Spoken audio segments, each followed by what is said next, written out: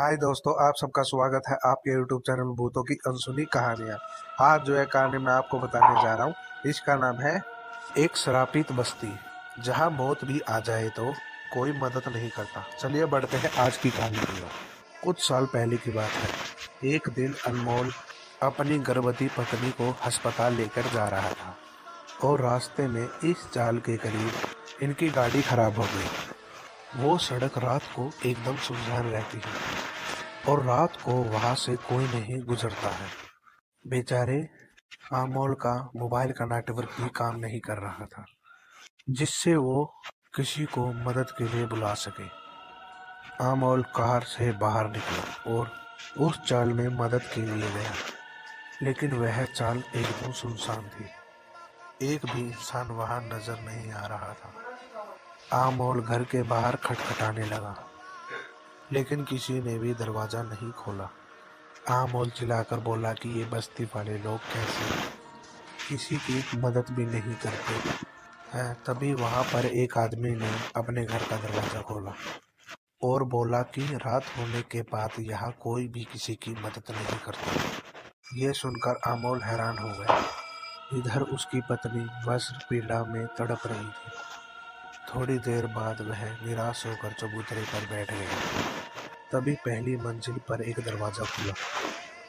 अमोल दौड़ा दौड़ा उस मंजिल पर गया। वहाँ एक औरत खड़ी थी और वह बोली कि बेटा, तुम यहाँ पर क्या कर रही हो। अमोल ने सारा किस्सा बताया तो उस बूढ़ी औरत ने कहा कि यहाँ कोई किसी की मदद नहीं करता। तभी बूढ़ी औरत ने बताया कि वह 30 साल से हॉस्पिटल में दाई का काम करती है और नेहा को लाने को बोला। अब अमोल नेहा को लेकर आ गया। उसने नेहा को देखा और कुछ दवाई लाने को कहा। अब अमोल दवाई लेने तो गया, लेकिन वह सुनसान रास्ते में कोई भी दुकान नहीं थी। अमोल काफी घूम फिर कर चक्कर काटकर निराश होकर वापस आ गया। अब वो उस बूढ़ी औरत के कमरे की ओर गया और देखकर चौंक गया कि उस कमरे के दरवाजे पर तो ताला लगा हुआ था।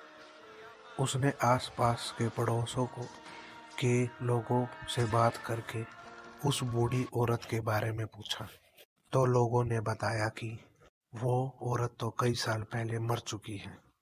अब अमोल काफी घबरा गया।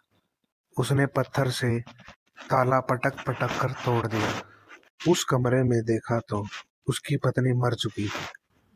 तभी वो बूढ़ी औरत उसको दिखी और बोलने लगी, कई साल पहले मेरी बेटी को कुछ गुंडे उठाकर ले गए और मोहल्ले के एक इंसान ने भी मेरी मदद नहीं की और तड़प तड़प कर मेरी मौत हो गई। तब से यहाँ कोई किसी की मदद नहीं कर सकता।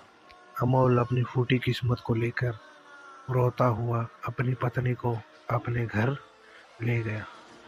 और ऐसी ही कहानी को सुनने के लिए हमारे चैनल को सब्सक्राइब करें। धन्यवाद।